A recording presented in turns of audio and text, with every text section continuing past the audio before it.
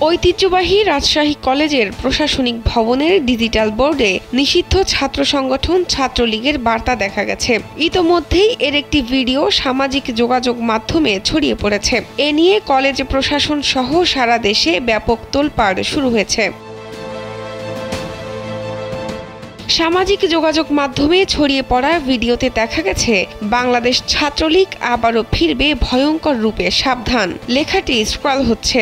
এভাবেই কলেজের বোর্ডে নিষিদ্ধ ছাত্র সংগঠনের হুঁশিয়ারি বার্তা প্রচার হওয়ায় অনেকেই দায়িত্বশীলদের শাস্তির দাবি জানাচ্ছেন।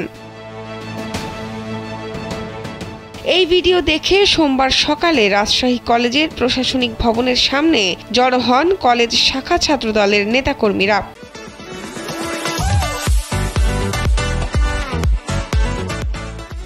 তারা বিভিন্ন স্লোগান দিয়ে বিক্ষোভ প্রদর্শন করেন। পরে তদন্ত কমিটির প্রতিবেদনের ভিত্তিতে পরবর্তী কর্মসূচি ঘোষণা করা হবে জানিয়ে তারা স্থান ত্যাগ করেন।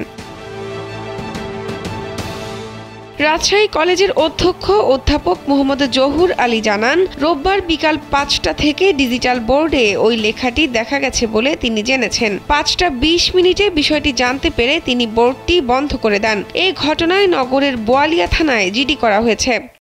আমরা জিডি করেছি, আমরা তদন্ত কমিটি গঠন করেছি এবং আমরা প্রেস রিলিজ করেছি। আমাদের তদন্ত কার্যক্রম চলছে। তিনি আরো জানান, এ ঘটনায় কলেজের ইসলামের ইতিহাস বিভাগের অধ্যাপক ডক্টর মোহাম্মদ আব্দুল মতিনকে প্রধান করে ৪ সদস্য বিশিষ্ট একটি তদন্ত কমিটি করা হয়েছে। সোমবারই কমিটির সদস্যরা কাজ শুরু করেছেন।